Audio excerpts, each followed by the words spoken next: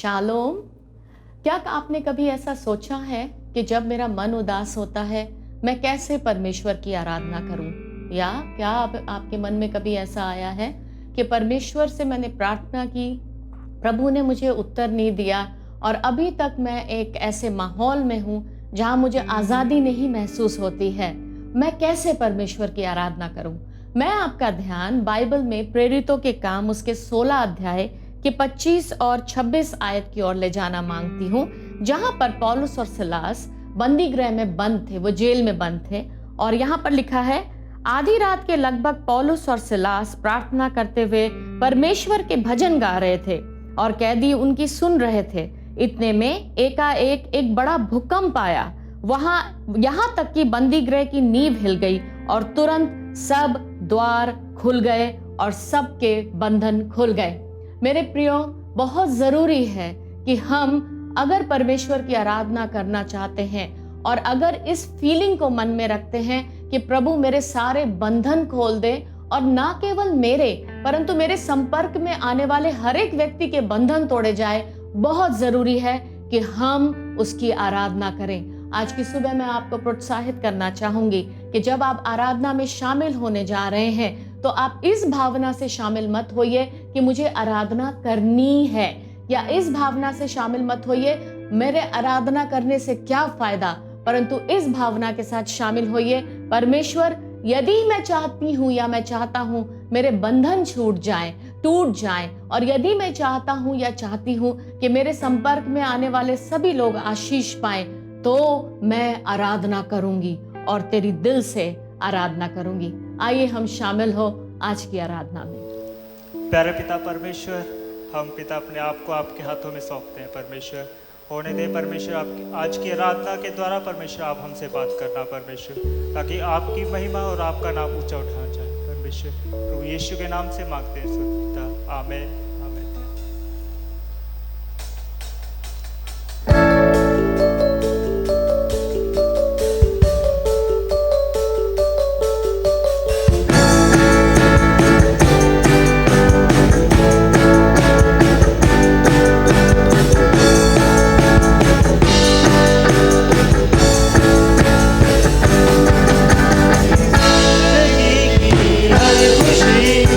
पूरी है बस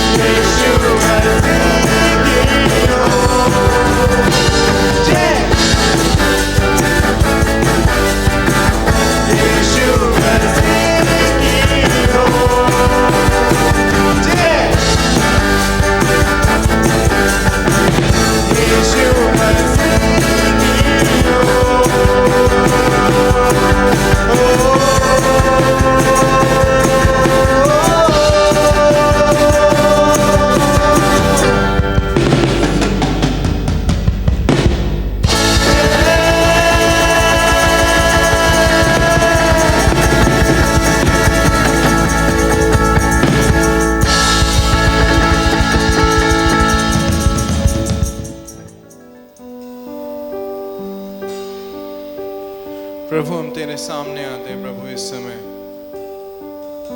प्रभु हम अपनी परिस्थितियों को तेरे सामने लाते हैं प्रभु।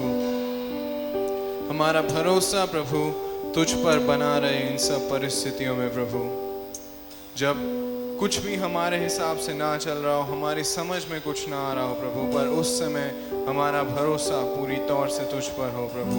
क्योंकि मुश्किलों में मेरी सोच से परे प्रभु तू जवाब लेकर आता है प्रभु।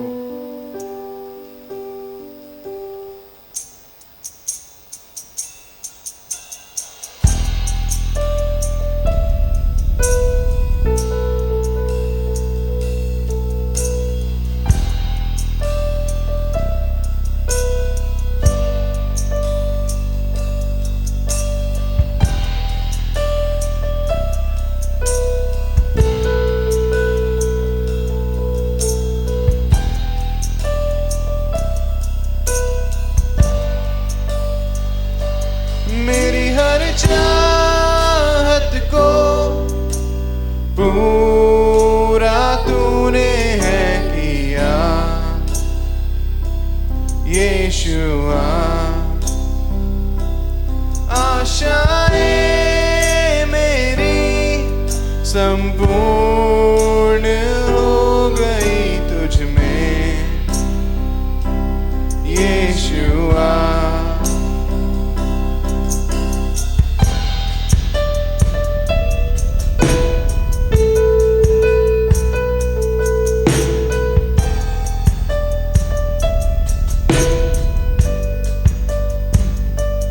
मेरी हर चाहत को पूरा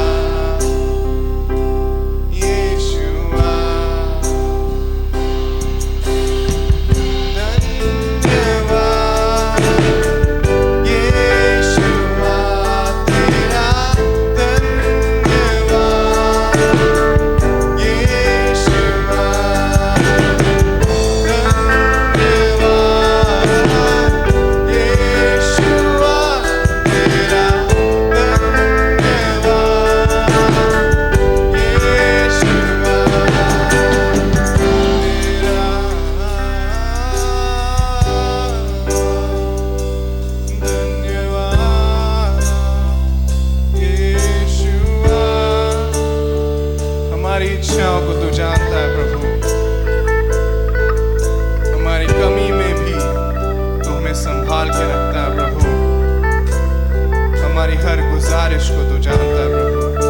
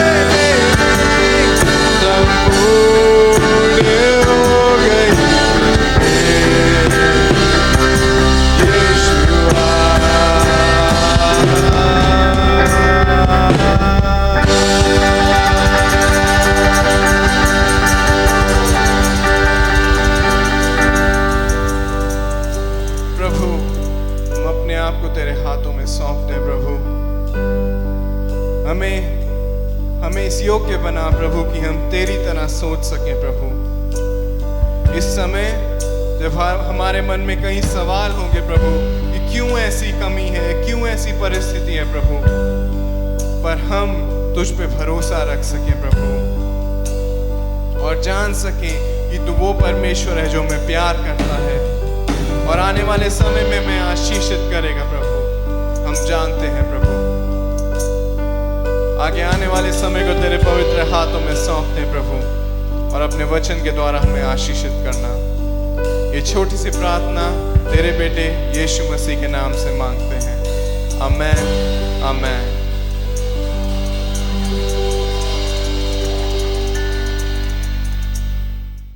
सभी को जय मसीह की। अब देने के विषय में, मगर मैं देने के विषय से पहले आपसे एक बात पूछना चाहूँगा कि हम परमेश्वर को क्यों देते हैं? क्या इसलिए देते हैं कि परमेश्वर हमें प्यार करे, आशीष दे? मगर नहीं, ऐसा नहीं है। परमेश्वर हमको बहुत प्यार करता है। आपको पता है, आप देते हो तभी परमेश्वर ने आज तक आपको संभाल के रखा है। अब हम जब देते हैं तो हम बताते हैं परमेश्वर हम तुझे इतना प्यार करते हैं। परमेश्वर ने हमें हमेशा प्यार किया है, हमेशा परमेश्वर हमें आशीष देता रहता है। मगर हम जब देते हैं तो हम परमेश्वर को बताते हैं कि हम परमेश्वर तुझे इतना प्यार करते हैं। अभी पिछले हालातों में आपको परमेश्वर ने, आपने देखा होगा आपको परमेश्वर ने कितना संभाल के रखा। आपके बुरी परिस्थितियों में भी परमेश्वर ने आपकी हर एक ज़रूरतों को पूरा किया। चाहे सभी को थोड़ा सा सभी हिल गए, मगर आपको उनसे ज़्यादा परमेश्वर ने संभाल के रखा। तो आप इन परिस्थितियों में भी आप दिया करें परमेश्वर को। ये एक टाइम है कि हम परमेश्वर को दिखा सकते हैं, बता सकते हैं कि परमेश्वर हम इन परिस्थितियों में भी आपको देते हैं। तो आप अपना 10वां अंक और मिशन विजन फंड ईमानदारी से दिया करें। कभी ये ना सोचें कि परमेश्वर पता नहीं क्या होगा क्या नहीं, हमें देना है। परमेश्वर हमारी संभाल रखने वाला परमेश्वर है। तो मैं आपको यही कहूँगा, आप भरपूरी के साथ खुशी दिल के साथ दिया करें। तो अपने 10वां और मिशन को अपने हाथों में लेते हुए हम प्रार्थना में जाएंगे। प्यारे खुदा परमेश्वर, हम तेरा धन्यवाद करते हैं खुदा कि तूने परमेश्वर जी इस ऑनलाइन में परमेश्वर जी इन सभी से परमेश्वर जी बातें की। परमेश्वर इन सभी को खुदा तू संभाल के रखना खुदा। ये जो परमेश्वर तेरे बच्चे जो खुदा पहले भी देते आए परमेश्वर और इन हालातों में भी दे रहे हैं खुदा परमेश्वर, इनको और भी परमेश्वर जी भरपूरी के साथ देना खुदा। जो परमेश्वर जी तूने पिछले दिनों में दिया परमेश्वर जी, उससे भी बढ़ के परमेश्वर जी देना खुदा। आने वाले टाइम में परमेश्वर जी तेरे बच्चे परमेश्वर जी एक गवाही के साथ परमेश्वर जी खड़े हों कि हाँ, हमें कोरोना के टाइम और लॉकडाउन के टाइम परमेश्वर ने संभाल के रखा। हम परमेश्वर तेरा धन्यवाद करते हैं। इस दुआ को यीशु के पवित्र नाम से मांगते हैं, सुन उदया से कबूल कर। आमीन आमीन। अब सूचना का समय है। सूचना छोटे बच्चों की कलीसिया जो एतवार को लगती है, आप उसमें शामिल हुआ करें। अपने टीचरों को कांटेक्ट करके उसमें शामिल हुआ करें। और नौजवानों की जो केयर सेल है वो शुक्रवार को 6 बजे लगता है। आप भी नौजवान जोश के साथ उसमें शामिल हुआ करें। और 2 सितंबर को हम जूम मीटिंग जो पास्टर जी आप सभी पूरी कलीसिया को मिलना चाहते हैं, आप 6 बजे जूम पे उसमें शामिल हों। और जिन लोगों के पास जूम जो उन्होंने नहीं किया है, डाउनलोड नहीं किया है, या उनके पास आईडी नहीं, तो एक दूसरे से फ़ोन करके हम वो आईडी ले सकते हैं और एक दूसरे की मदद से हम जूम डाउनलोड कर सकते हैं। तो आप सभी उसमें भी शामिल होना। सभी को जय मसीह की। शालोम। प्रभु आप सबको बहुत ही आशीष दे। और अभी प्रभु के वचन की ओर हम ध्यान देने वाले हैं। आज का जो विषय है वो 2 भागों में बटा हुआ है। पहला भाग आज के दिन मैं आपसे बांटना चाहूँगा और उसका दूसरा हिस्सा जो है अगले एतवार आपसे बांटना चाहूँगा। और जो विषय है, आप अपने बारे क्या सोचते हैं, ये है मेरे जो टॉपिक है जिसके बारे में आपसे मैं बांटना चाहता हूँ। यदि हम प्रभु के वचन की ओर भी जाएं, नीति वचन 23 अध्याय के 7 आयत के पहले हिस्से को देखें तो प्रभु का वचन हमें ये कहता है, क्योंकि जैसा वह अपने मन में विचार करता है वैसा वह आप है। तो प्रभु का वचन ये कह रहा है कि जैसा एक व्यक्ति अपने मन में सोचता है वैसा ही वो आप है, या वैसा ही उसका व्यवहार सब होता है। तो आज जिस विषय के बारे में मैं आपसे बांटूंगा वो ये है कि ऐसे कौन कौन सी बातें हैं हमारे जीवन में जिन्होंने हमें या हमारे सोच को प्रभावित किया, और हमारे सोच को प्रभावित करने के कारण उसने हमारे को उस तरीके का बना दिया और हमारा व्यवहार भी वैसा ही हो गया है। पर इससे पहले कि मैं उसके बारे में आपसे बांटूं, मैं आपका ध्यान 2 ऐसे व्यक्तियों के बारे में की ओर लेके जाना चाहता हूं जिनका एक तरीके से उनके परिस्थितियों ने उनको एक ऐसा एक नकारात्मक विचार उनके मन में डाल दिया।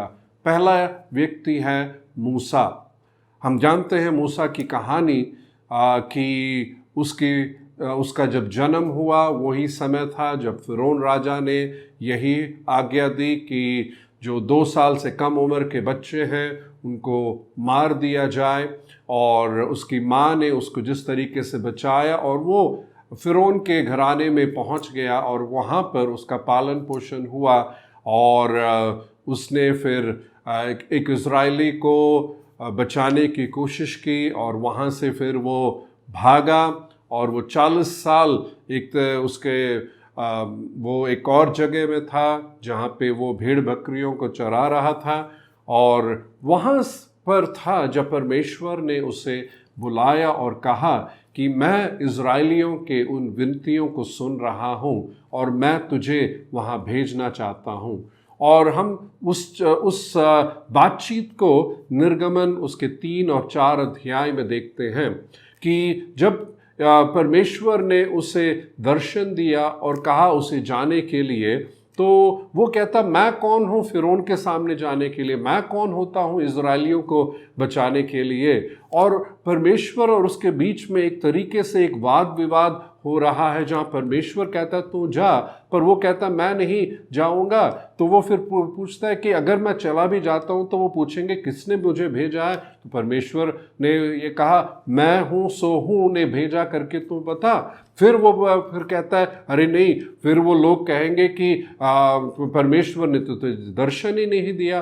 तो फिर मूसा को परमेश्वर ने कहा तेरे हाथ में क्या है, वो लाठी है, तू उसे फेंक। और वो सांप में बदल जाता है और उसको जब वापस पकड़ता है वो लाठी में बदल जाता है। फिर वो कहने लगता है नहीं प्रभु, ऐसा है कि मैं तो नहीं, मैं तो बोल भी नहीं सकता हूँ, मैं तो हकलाता हूँ ये सब। तो फिर भी परमेश्वर ये कहता है कि कौन है जो मुंह देता है, कौन है जो कान देता है सुनने के लिए, मुंह देता है बोलने के लिए, और मैं तुझे भेज रहा हूँ। फिर कहता नहीं प्रभु, मेरे से तो होगा नहीं, किसी और को ही भेज। और आखिर में परमेश्वर का क्रोध उस पर आता है और फिर परमेश्वर कहता है कि तेरी जगह मैं फिर क्या है तेरे साथ एक और को भेजता हूँ, और वो था उसका बड़ा भाई आरोन, जिसको परमेश्वर बल्कि वहाँ पर भेजता भी है। तो यहाँ पर हम देख रहे हैं कि मूसा का जो सोच है, नहीं मैं कौन होता हूँ फिरौन के सामने जाने के लिए, बल्कि वहीं पर था वो, वहीं पे उसका पालन पोषण हुआ,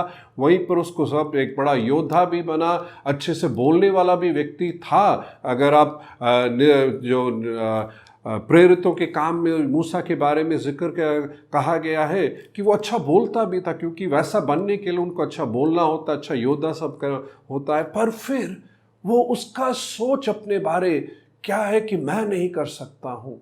और कई बार हम अपने जीवन में भी हमारे जीवन में कई परिस्थितियां हैं, कई चीज़ें हैं जिसके कारण हमारा सोच हमारे बारे में ऐसा हो जाता है कि मतलब हमें बहुत ही दिक्कत आती है। तो एक और व्यक्ति जिसके बारे में हम देखते हैं वो है गिदोन, जिसको भी परमेश्वर के दूत ने जब दर्शन दिया था तो पर वो दूत कहता है हे शूरवीर सूरमा, यहोवा तेरे संग है कर कर। वहाँ पर जब वो दूत ये कहता है तो गिदोन के उसका प्रति उत्तर को थोड़ा सा देखें तो गिदोन ने उससे कहा हे मेरे प्रभु विनती सुन, यदि यहोवा हमारे संग होता तो हम पर ये विपत्ति क्यों पड़ती, और जितने आश्चर्य कर्मों का वर्णन हमारे पुरखा कहा करते थे, क्या यहोवा हमको मिस्र से छुड़ा नहीं लाया, वे कहाँ रहे। अब तो यहोवा ने हमको त्याग दिया और मिदानियों के साथ कर दिया है।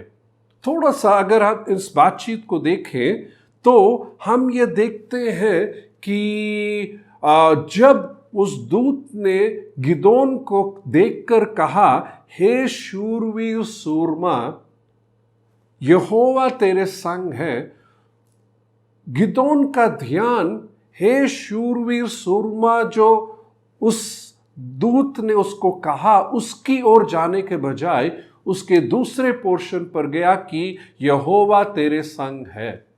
कई बार हम अपने जीवन में भी ऐसा हमारी प्रतिक्रिया होती है कि जब कुछ लोग अच्छा बोलते हैं तो उसको स्वीकार करने में भी हमें दिक्कत होती है। और गिदोन क्या कहता है, यह कहता है 15वें आयत में जो न्यायों की किताब उसके 6 अध्याय में, उसने कहा हे मेरे प्रभु विनती सुन, मैं इज़राइल को कैसे छुड़ाऊं, देख मेरा कुल मनशे में सबसे कंगाल है, फिर मैं अपने पिता के घराने में सबसे छोटा हूं।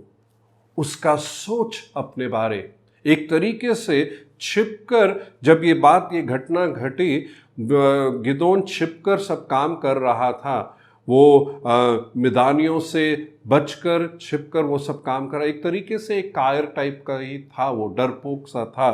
और वो अपने बारे सोच, मैं अपने घराने में सबसे छोटा हूँ, मेरा जो वंश है या मेरा जो गोत्र है उसमें भी हम सबसे कंगाल हम हैं। तो कैसे, तो उसके परिस्थिति ने उसको कैसे सोचने को या उसने अपने परिस्थिति को अनुमति दी अपने आप के बारे में इस तरीके से सोचने के लिए।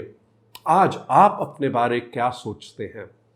आप किस तरीके से अपने आप को सोच रहे हैं? ये एक बहुत ही मुख्य प्रश्न है जो हमें अपने आप से पूछने की ज़रूरत है। और मैं कुछ ऐसी बातें आपके सामने रखना चाहता हूँ जिसके कारण लोगों का सोच इस तरीके से प्रभावित हो जाता है कि उनका रवैया उस तरीके का बनकर वो उनको आगे बढ़ने के लिए भी एक बहुत ही बड़ा एक रुकावट का कारण होता है। और एक एक करके इन सब विषयों के बारे में बताते हुए उन ऐसे उदाहरण बाइबल से भी मैं आपको बताना चाहूँगा जो ऐसे परिस्थिति में होते हुए उनका प्रतिक्रिया क्या था।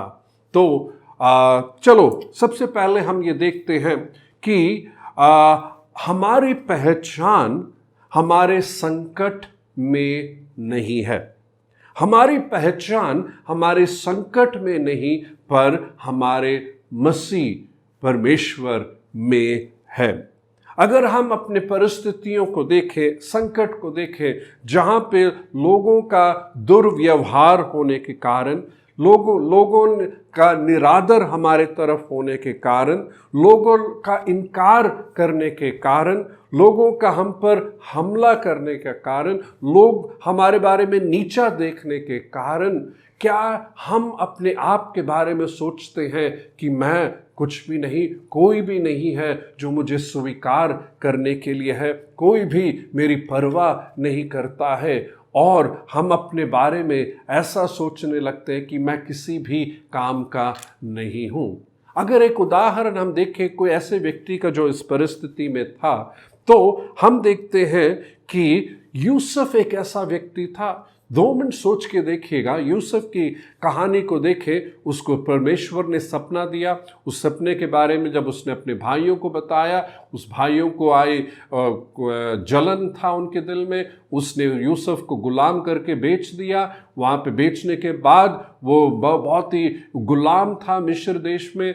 पोतीफर के घर में जब पहुंचा, उस पर गलत इल्ज़ाम लाया गया। फिर वो जेल में पहुंच गया और वहाँ पर भी 2 लोगों के सपने का अर्थ बताने के बाद उन्होंने भी यूसुफ को याद नहीं किया।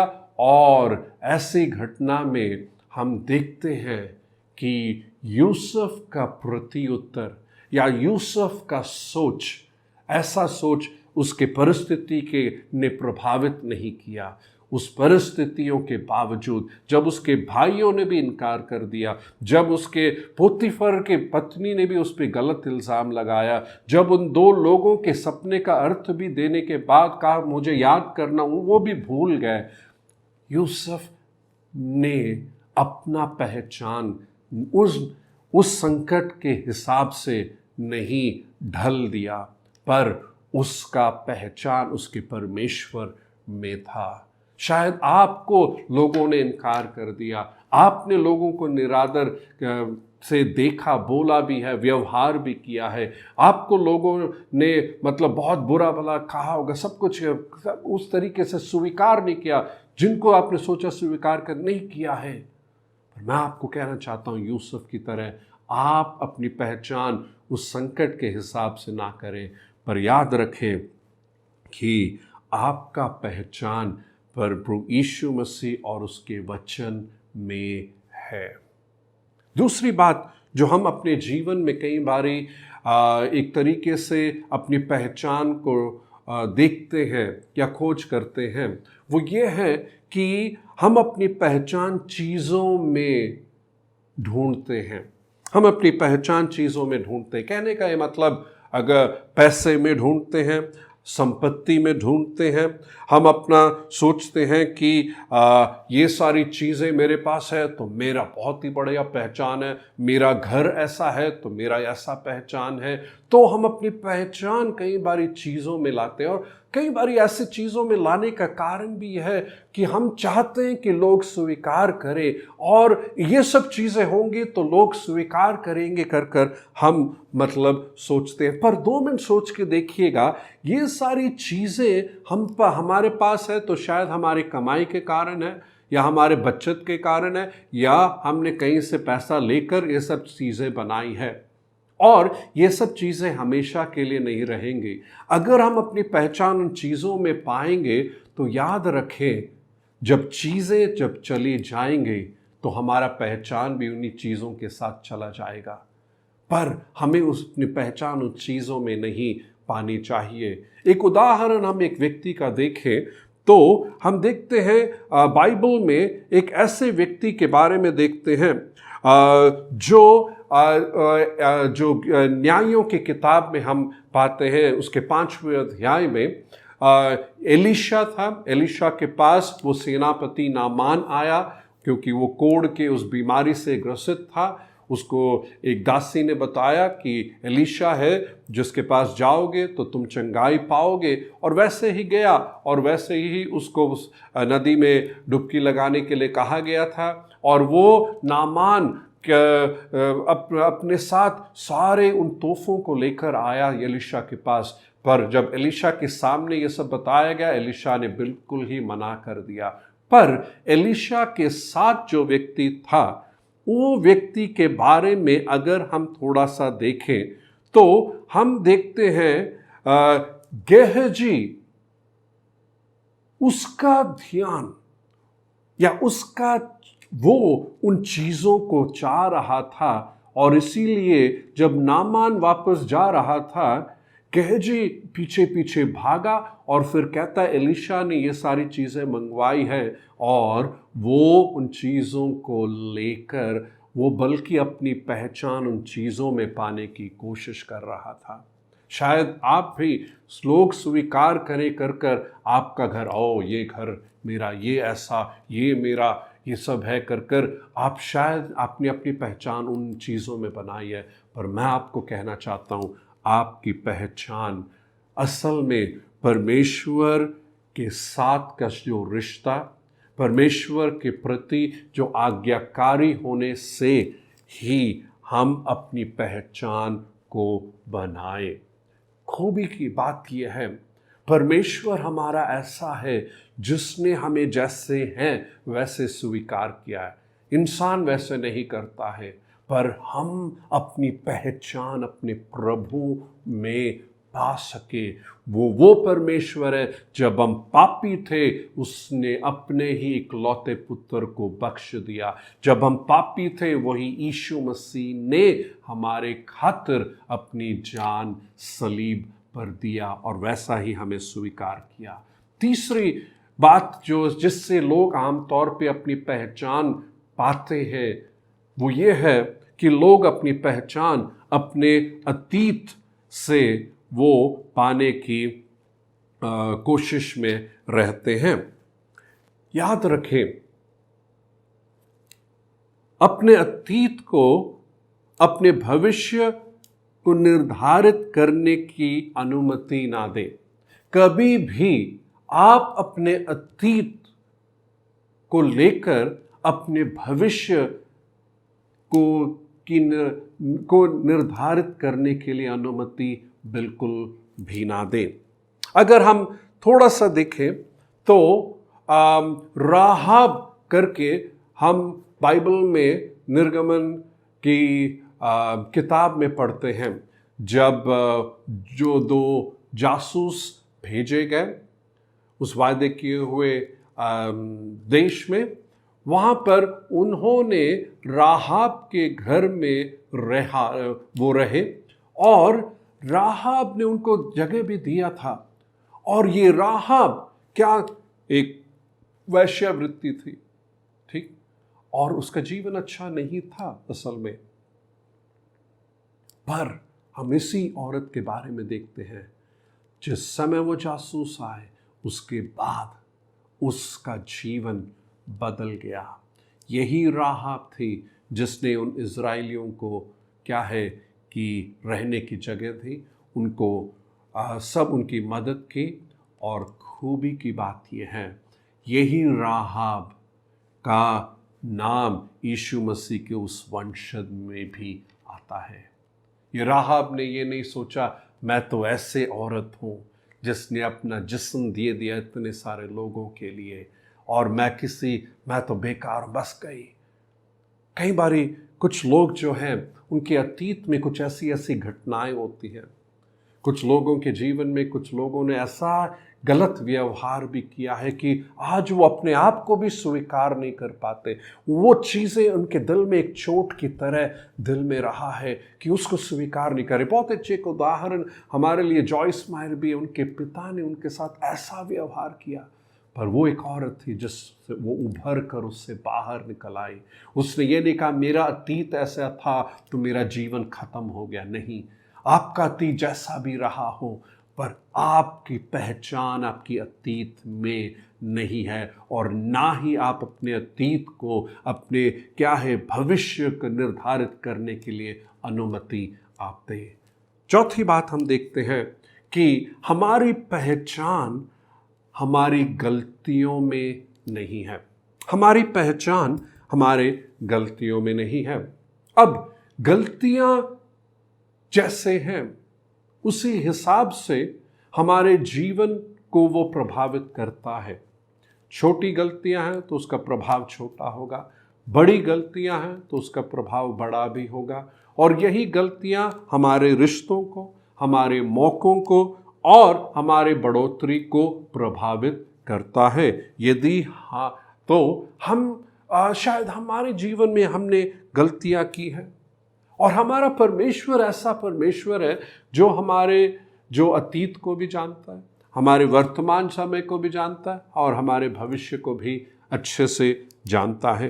परमेश्वर ये भी जानता है हमने क्या गलतियां की हैं, परमेश्वर ये भी जानता है हम क्या गलतियां करने भी वाले हैं। पर हमारे परमेश्वर की खूबी इस बात में है कि वो उन्हीं गलतियों को लेकर उसी में वो नहीं रहता है। इंसान अगर हम कुछ गलती करते हैं तो शायद वो बेशक बार हो जे हमने तो आपको क्षमा कर दिया, भूल गए, पर कभी ना कभी क्या है, कब ऐसी कुछ घटना आ जाती है तो उनका ध्यान तुरंत, अरे यार देख तुमने दोबारा वो किया, दोबारा करते रहोगे, ऐसे ही हो वैसे ही हो, तुम कभी नहीं सुधरोगे करके वो आता है। पर हमारा परमेश्वर एक ऐसा परमेश्वर है जो हमारे गलतियां होने के बावजूद भी वो यही उम्मीद रखता है कि हम बदल कर और बेहतर होते जाएंगे। वो अपने वचन में उन वायदों को देता है कि उन वायदों को लेकर हम अपने गलतियों में ही ना रहे, पर उससे निकल कर हम आगे बढ़ सके। और यदि हम बाइबल में देखें तो पतरस एक ऐसे उदाहरण है।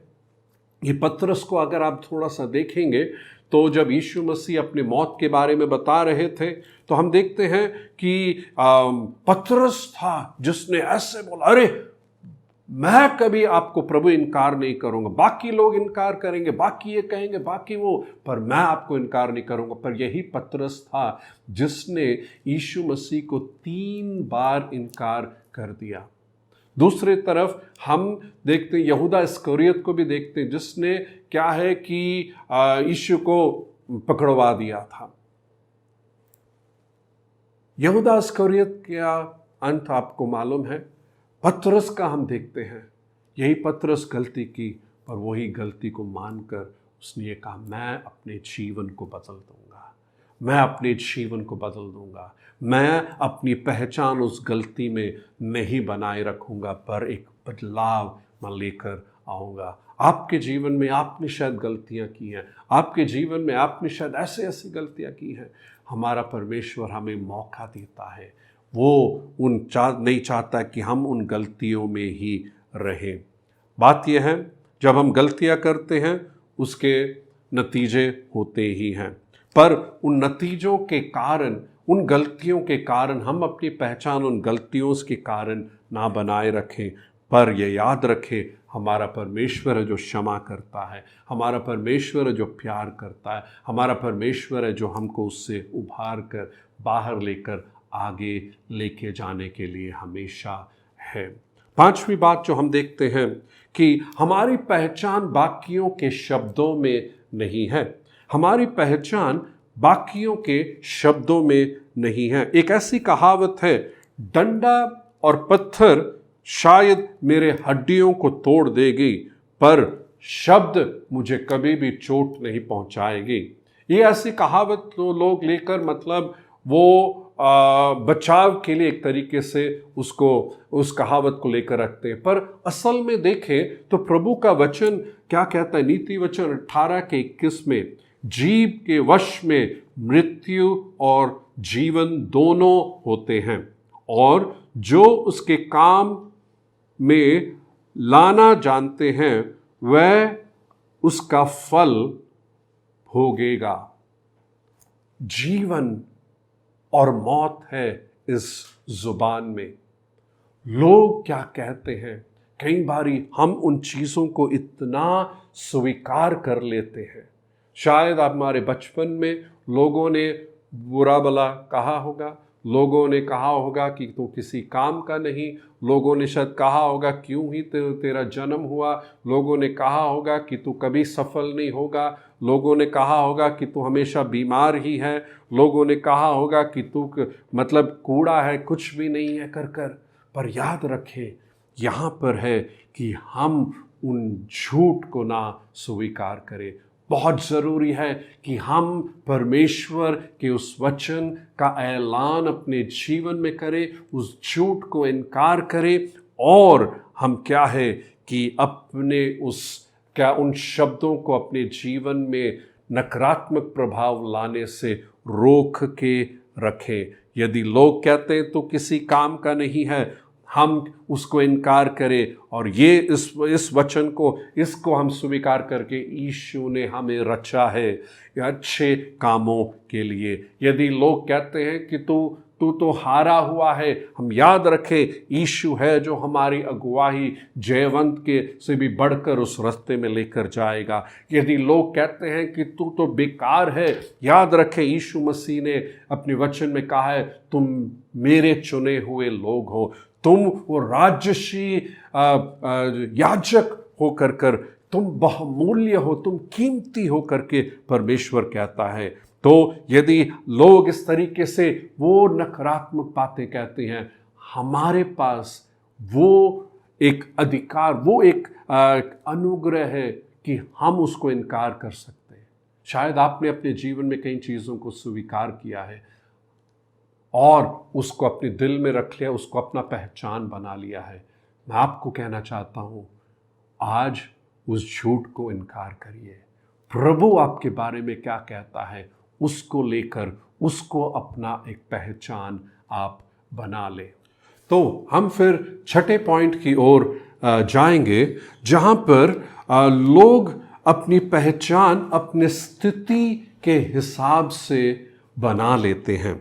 स्थिति के हिसाब से कहने का यह मतलब वो जिस कह लो कि जो उनका काम है, ठीक है, कुछ है जो उन्होंने अपने जीवन में प्राप्त किया है, कुछ है कि उनके हालात के हिसाब से या उनके जो इर्द गिर्द जो लोग हैं उस लोगों के हिसाब से अपना पहचान वो बना लेते हैं। और कुछ लोग हैं जो अपने जात पात के हिसाब से अपनी पहचान बना लेते हैं। तो इस तरीके से अपने हालात के हिसाब से वो अपनी पहचान अपने जीवन में बना लेते हैं। और कुछ उदाहरण के लिए यदि देखें, कुछ अगर उसने अपने जीवन में शायद वो बीमार है तो उसको क्या कह दिया, तू तो यार एक बीमार व्यक्ति ही है। तो वो व्यक्ति जो बीमार रहा है, शायद कुछ समय से बीमार, तो उसने क्या, मैं तो बीमार व्यक्ति हूं, उसने क्या कर लिया, अपने जीवन में उस तरीके का एक पहचान बना लिया। शायद बचपन में वो बहुत ही शरारती था, बहुत ही मतलब कुछ भी होता था, कुछ उसके हाथ से टूट जाता था, कुछ भी करता था तो वो कामयाब नहीं होता। अरे यार तू तो बस वैसा ही है, तेरे से तो कुछ काम नहीं होगा। तो उसने सोचा मैं तो ऐसा व्यक्ति हूं जो किसी काम का नहीं हूं कर। तो क्या है, उन हालातों ने उसको इससे बना दिया। कुछ आज हमारे भारत में जैसे जात पात का बहुत ही ज़्यादा होता है, तो हम ये जात के हैं, वो जात के हैं, और वो जात इतना ज़्यादा हमारे अंदर डूब गया, हमारे खून में है कि हम उसको अपना पहचान बना लेते हैं। उच्च जात के हैं या नीच जात के हैं, प्रिय भाई और बहन, ये सब चीज़ें परमेश्वर की ओर से नहीं है, और ना ही परमेश्वर चाहता है कि हम अपनी पहचान वैसा बनाएं। बाइबल में यदि हम देखें, बरतिमेयू कर उस अंधे भिखारी के बारे में देखते हैं। क्या होता है, परिस्थिति ऐसे थी कि यीशु मसीह वहाँ से गुजर के जा रहे थे और बहुत बड़ी भीड़ यीशु के पीछे जा रही थी। तो बरतिमेयू वहाँ पे भीख मांग ही रहा था, तो उसको पता लगा लोग बहुत जा रहे हैं, तो उसने पूछा कौन है, क्या बात है, इतनी भीड़ है। तो लोगों ने कहा वो मसीह है जो जा रहा है। तो ये बिल्कुल मतलब उत्साह से भर गया, और जब वो चिल्लाने लगा, ओए दाऊद के पुत्र, दाऊद के संतान, दाऊद के संतान, क्या वो चिल्लाने जब जितना ज्यादा चिल्ला रहा था, लोग क्या कह रहे थे, अरे चुप रहे चुप रहे। वो तो उसको भिखारी के नजरिए से देख रहे थे। वो अरे यार दोबारा चिल्ला रहा होगा क्योंकि भीख ही मांगने आया। और हम भी जानते हैं, मतलब समझना वैसे, क्योंकि हम जब गाड़ी चला रहे होते सिग्नल के पास आते हैं, वही हट्टे खट्टे होते हैं भीख मांगने, हमेशा भीख ही मांगने, तो उसी नजरिए से चुप। पर ये बरतिमेयो ने अपने हालात को वैसा ही हूं कर कर, वैसा ही रहूंगा कर कर, वो उसका सोच नहीं था। पर उसके मन में क्या था? भीख मांगना नहीं था, पर उसके मन में था, यही यीशु है जो मुझे इस भिखारीपन से निकाल कर क्या मेरे जीवन को बदल देगा।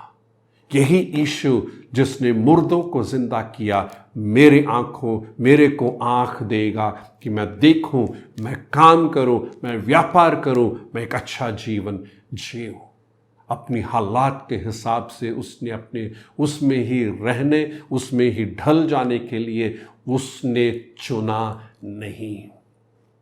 शायद आपके हालात में लोग वैसे आपको देखते हैं, पर मैं आपको प्रोत्साहित करना चाहता हूं कि आपके हालात के हिसाब से अगर आपने अपना पहचान ढल दिया है तो उससे निकल कर आओ, और जो यीशु आपको जीवन देना चाहता है उसके हिसाब से आप जीने लगे। और क्योंकि मसीह, हालात बदलती जाएंगी पर हमारा परमेश्वर कभी नहीं बदलेगा, और जो पहचान हमारे यीशु में है वो भी कभी बदलेगा नहीं, क्योंकि हमारा परमेश्वर कल, आज और युगानुयुग एक सा परमेश्वर है। उसने जब कहा कि हम उसके संतान हैं, उसने जब कहा कि हम बहुमूल्य हैं, उसने जब हमें प्यार किया है, याद रखें, इंसान का प्यार हमारे खूबसूरती पे डिपेंड होता है, हमारे पैसे पे डिपेंड होता है, हमारे बाकी चीज़ों पे निर्भर होता है, पर हमारे प्रभु का प्यार इस प्रकार का प्यार है कि पापी होने के बावजूद भी उसने हमें प्यार किया है। हमारे सब आने वाले गलतियों को जानते हुए भी उसने प्यार किया है।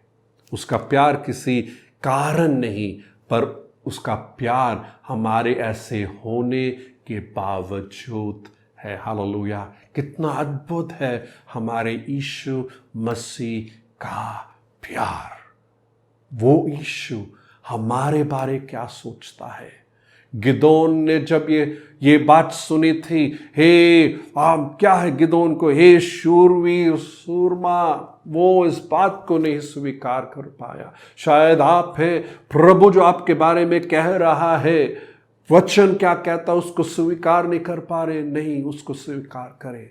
एक और जो लोग पहचान पाने की कोशिश करते, आज का ज़माना सोशल मीडिया वाला ज़माना है ना। सोशल मीडिया में हम कुछ पोस्ट करते तो हमारा, अरे यार कितने लोगों ने लाइक किया है, किसने क्या कमेंट किया है, और बहुत बार उसी के हिसाब से हम पहचान अपनी बनाने की कोशिश करते हैं। याद रखें, सोशल मीडिया के अपने लाभ हैं और उसकी अपनी कमियां भी हैं, और हम अपनी पहचान उसमें कभी ना पाएं।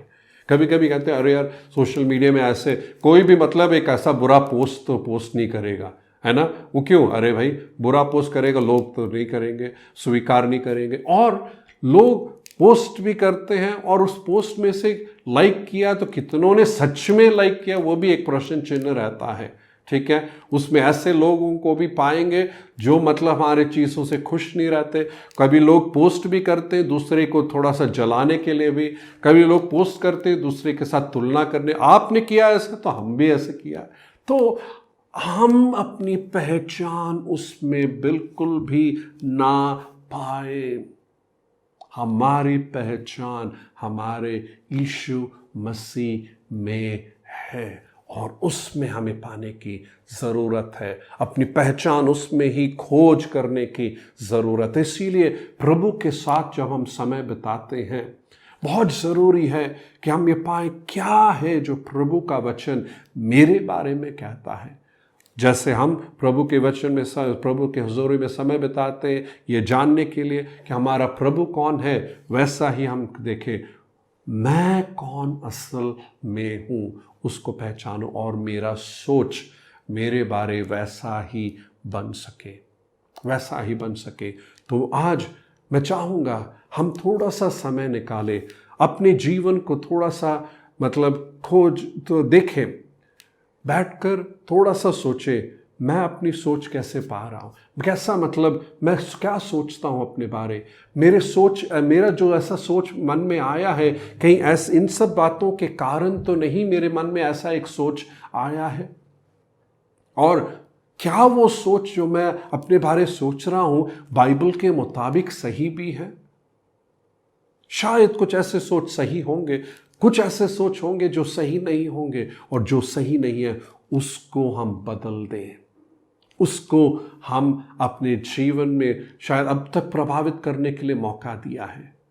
समय अभी है, आगे का समय, उसको हम बदल दें हम। इसलिए मैं आज प्रोत्साहित करना चाहता हूँ कि हम थोड़ा सा बैठकर सोचें मैं अपने बारे क्या सोच रहा हूँ।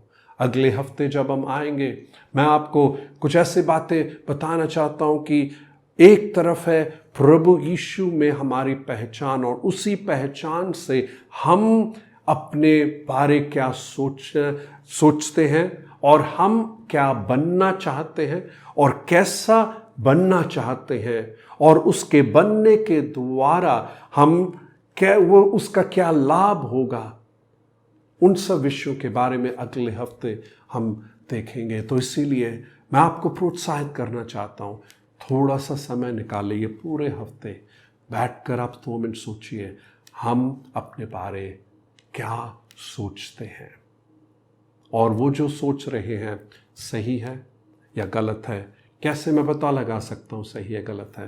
प्रभु के वचन के द्वारा। इसलिए चलिए हम प्रार्थना करें, प्रभु मेरे मन को नया कर, प्रभु मैं अपने बारे जो सोचता आया हूँ मेरी मदद कर कि मैं उसको थोड़ा सा उसको खोज कर सकूँ, थोड़ा सा मैं जांच के देख सकूँ और अपने सोच को सही कर सकूँ। क्योंकि प्रभु का वचन कहता है, क्योंकि जैसा वह अपने मन में विचार करता है वैसा वह आप है।